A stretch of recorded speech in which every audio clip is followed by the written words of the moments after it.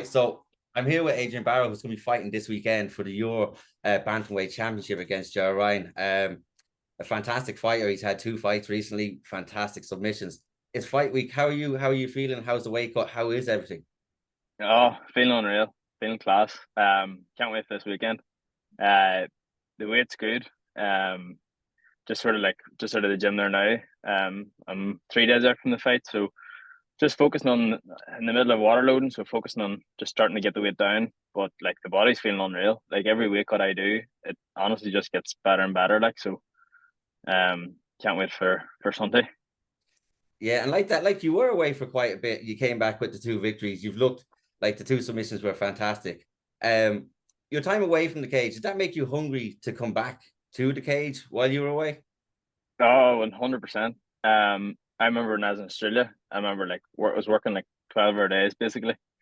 And I was signed up to a gym over there, but like trying to make it in time to get to training was like hit or miss sometimes. Sometimes I got, but then it wasn't all mentally or physically there.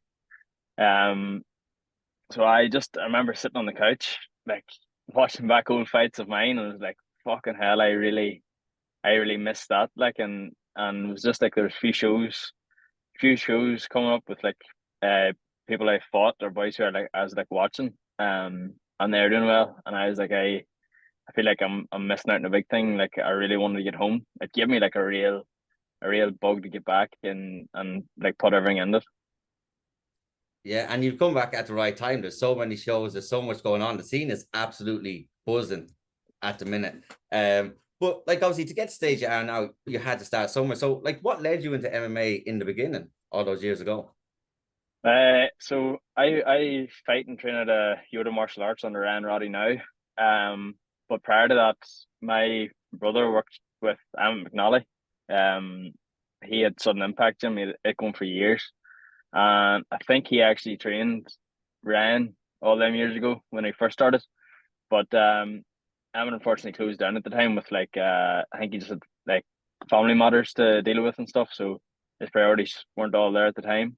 And then me and a few other boys just start training in Yoda. Um, but other than my brother, I don't know if at the time I would have had any connections to start it because I started in the 2016, I think, something like that. Um, but he just shouted at me one time because I was playing a bit of football at the time as well.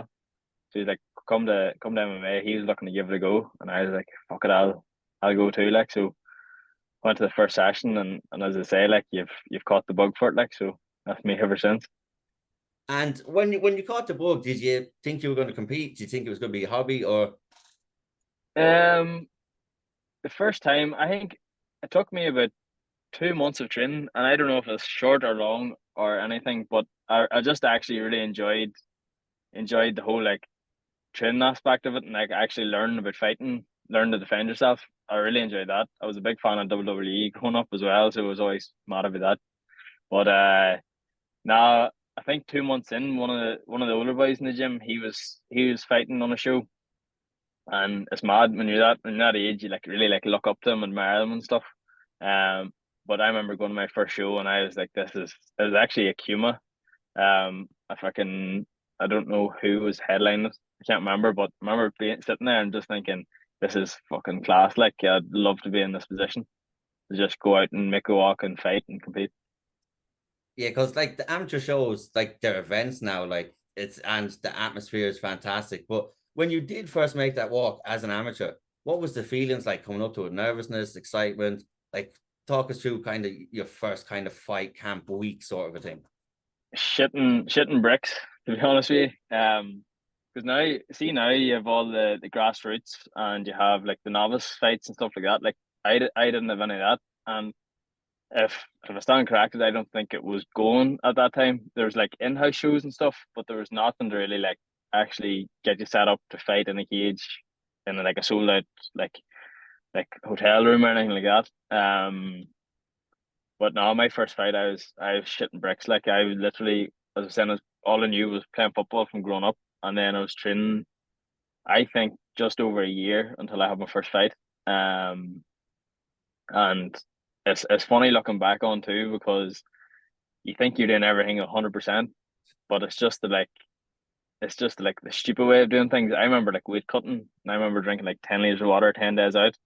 Um, and just like I remember going to school. I was still in school at the time. Going to school, just eating pasta and tuna every day, and like just getting really skinny, and then doing this like fucking massive weight cut, and then looking back now, it's like fucking hell. I was so stupid then, and then that's maybe why my attitude now is like I don't mind weight cuts because it's nothing compared to the first couple of ones I done.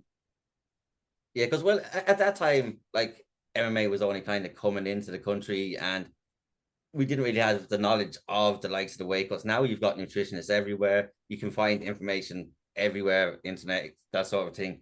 And it's one of those things that just gets better as it goes on. Do you know the sort of way? So, and you learn that as you go on. But your first fight, when you actually got into the cage, though, like what was that feeling like? Were you really nervous then, or did it hit you then? Right, I'm here. Like, what was going through your mind, if you can remember that is? I remember the DJ didn't play my walkout song and I was fucking raging about it because being in school, I was just like looking up like songs, thinking what will be a walkout song. And I remember being on SoundCloud one day and I was like, fuck, that'll be a tune.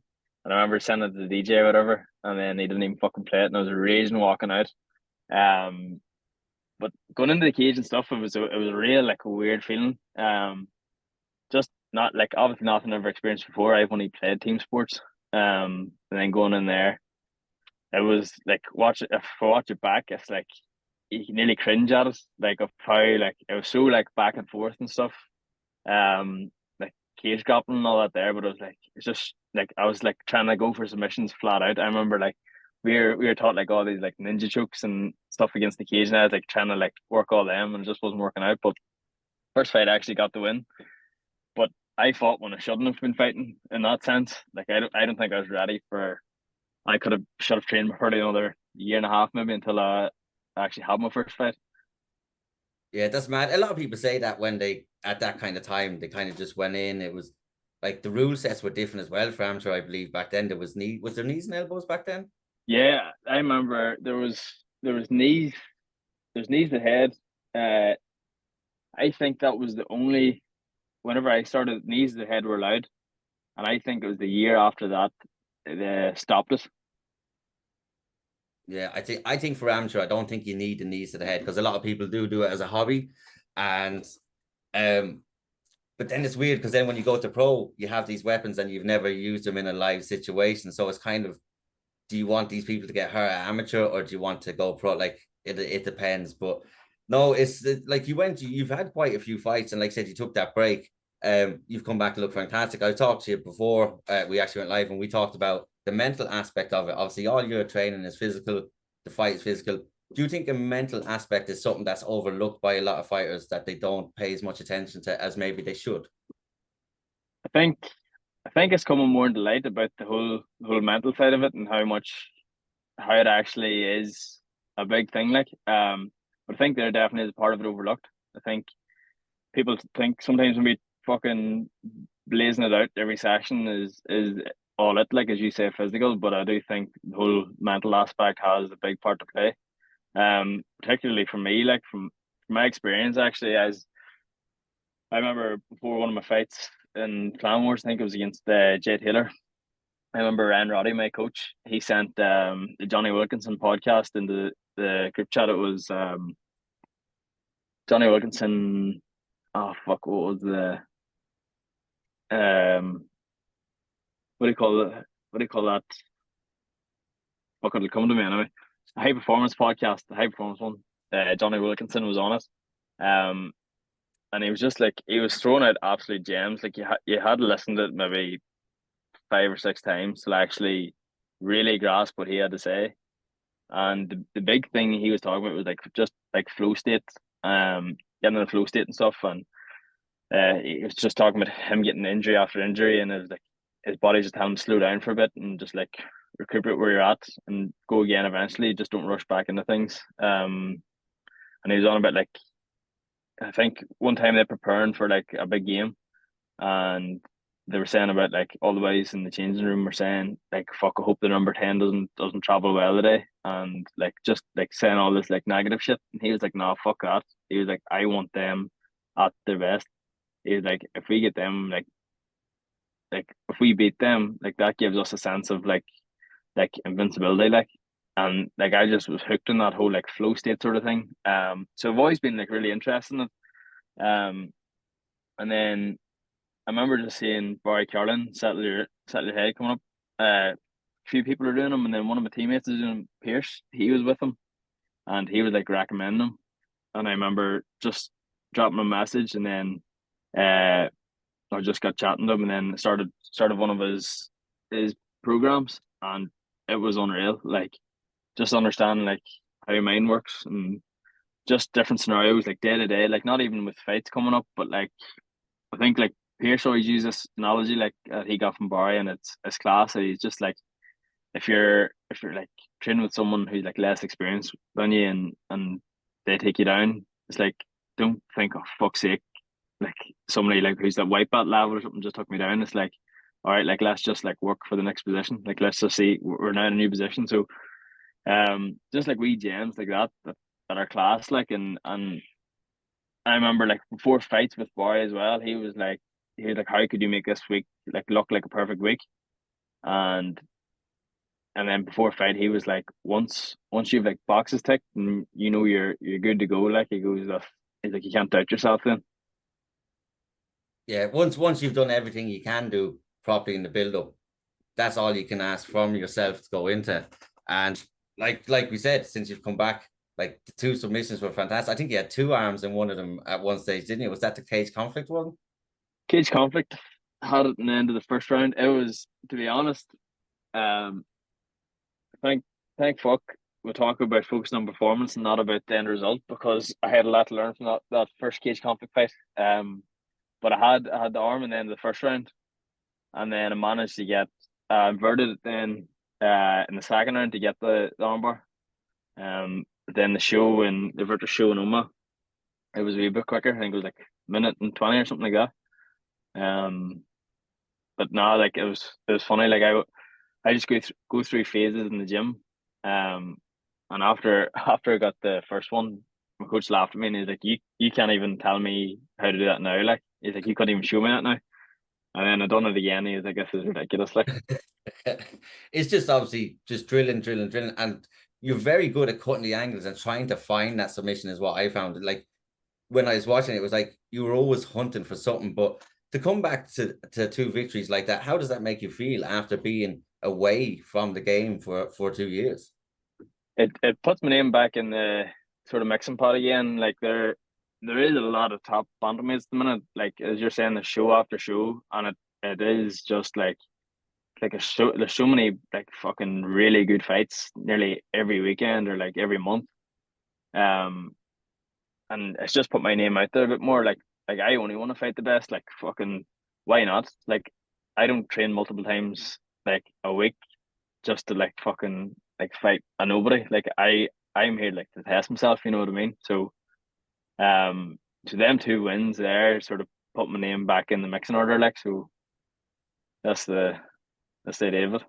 Yeah, and then obviously you've got now the fight for the title at the weekend against Joe Ryan, or yeah, Joe Ryan. Sorry, I nearly got Yeah. confused with his brother. So, and when you look at like when you were coming up to a fight, do you study them much? Does Ryan study them much, or do you just look at the basics, or how does that kind of work?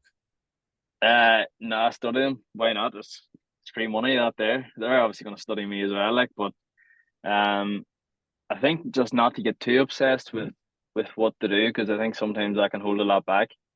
But like Ryan will go and study them, and I'll go and study them, and then two or three other teammates will go and study them. Like we'll all film study like all the time. So we're watching fights anyway, and then we'll watch our opponents and we'll watch our teammates' opponents and just see what we can pick up.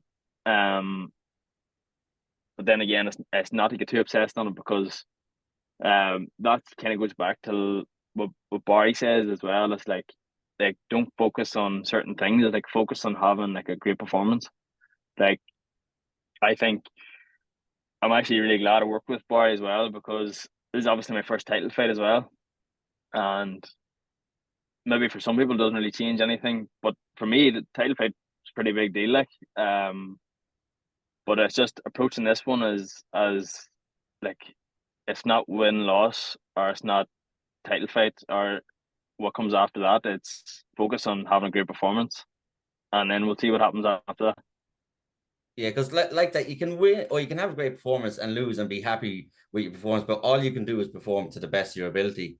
And the Yeah, likes of the title and the win and the loss kind of can get people kind of bogged down in those things, in the likes of the title. But it's obviously good you've got Barry going into it. So like with Jared coming forward, like you've got him. Obviously, you're not looking past him, but do you have any plans for the rest of the year, or are you just focusing solely one fight at a time? no, I always sort of have fights lined up. I actually have one lined up in Cage Conflict. It's not released yet, so I don't know what the crack is. I'm probably not saying anything, but I'll probably post in a couple of days or so. But that's an exciting fight. Um, Probably in my opinion one of the best bantamweights in the country too. So that's what I was saying, just about trying to fight the best in the country and test yourself. So it's a good match. But I never really I don't like the idea of fighting like once every like 5 6 months. I think I think you'd agree as well. Like almost you're just about that activity and about fighting as many as you can just to obviously get that experience. But then again, I suppose you're putting your brain that's the risk of that. Yeah, it's like like you said earlier, picking the right fights at the right time, and we have the shows to basically do it. Like there's well in November there's 6 shows in 1 month, which is Aye, and there's 3 of them on one day, which I won't get into. But fucking mad. yeah, there's so much out there for you to experience. There's so many, like I said, bantamweight is one of the flyweights and bantamweights at the minute is kind of stacked in this country. Lightweight's kind of coming back as well, but there's so many fights out there. Does that excite you when you see these fights on these shows and you see a bantamweight and go, I'd like to fight him? Like, do you just study the game, watch the game, and watch your division? 100%. Just whenever I go to shows or if there's fights on, like I'll just watch like a pay-per-view, get the link, and I'll like not watch it as a fan, but like watch it like as study material. Um, like at a show a few weeks ago, I was at, and like me and one of the other boys, like not to be like disrespectful or anything, but it's like if I had to fight them, like how what would my approach be? Like what do they do that I could like get the advantage on and stuff? So I think that's like wee things like that. Like I think when it comes to like at the end of the day, you're a martial artist. Like you should be studying your craft. Do you know what I mean? So and if there is a potential fight coming up with someone, like why not have your homework done too? Yeah, because it's the simple things. They might do something all the time that you can pick up on, that you could take advantage of. You can see where they're good at, where they're bad at, where they can help you improve maybe on certain aspects of your game as well, where you might feel you may be not, I don't want to say weak, but you know what I mean, that you might need work on, and that fighting that person might help you. So I like your whole kind of approach. You're like you really into studying it and just becoming a total martial artist. And Yeah, like that with the amount of shows, hopefully next year they spread them out more, but there's going to be plenty to come up. But this Sunday, obviously at your, how does it feel to be fighting on Decky's show? I find it a really well run show. And how's it been dealing with Decky? I've I was actually meant to fight on uh is it IUR or EUR? How do Your you EUR? I was actually meant to fight on it pre-COVID. Um, and obviously COVID happened, so I never got a chance. So this is actually my first time fighting on it. But no, Daki's been 100%. Like everything's just like straightforward with him. Um, like easy going. So like what more could a fighter want? Like especially whenever you have you have your fight to deal with, your weight cut to deal with and stuff. So can't wait to actually go down it too because I've got a good crowd coming down with me as well. So buzzing about that. and how does it feel when you have like a crowd coming with you and traveling with you as a fighter? Does that like give you confidence in the cage, or when you get in, does everything just drown out? Uh, I've got more like in the moment. I think whenever it comes to that, so like past couple of fights, it's not like I'm looking for anyone, but if I catch someone in my eye line, like I'll see them and I'll put the hand up.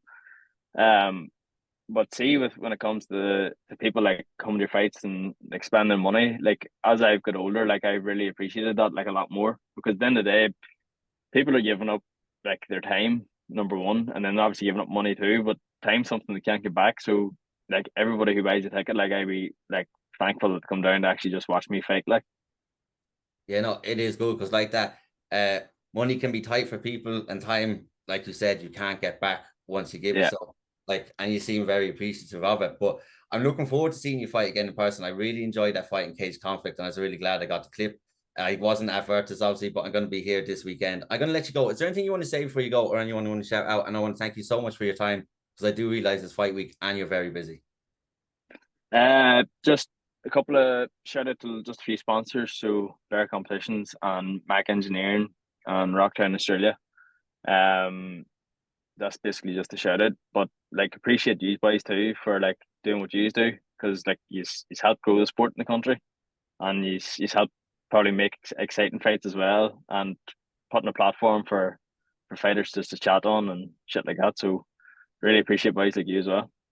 No, and I really appreciate the kind words, and that's why I started to give people like cutting their teeth kind of going forward. It helps me kind of do this sort of thing as well. And I think you work too hard and do too much work for it not to be covered. You know, the sort of way I think what you Yeah. do is amazing. Like most people have jobs doing amateur, it costs you money, so it deserves to be covered. But I can't wait to see you fight again in person, and I will see you on Sunday. Thank you so much for your time. Cheers. I'm gonna do a fucking shout out too to all the boys in Utah as well. I have to, because the training we're doing is unreal, and we're just all like in a good place, like pushing each other on the daily. So I'll shout out to them boys there too. Perfect, perfect. And they'll be there with you by your side on Sunday, and I will be cage side watching your fight, and I can't wait. Yeah, appreciate that. Thank you. Perfect.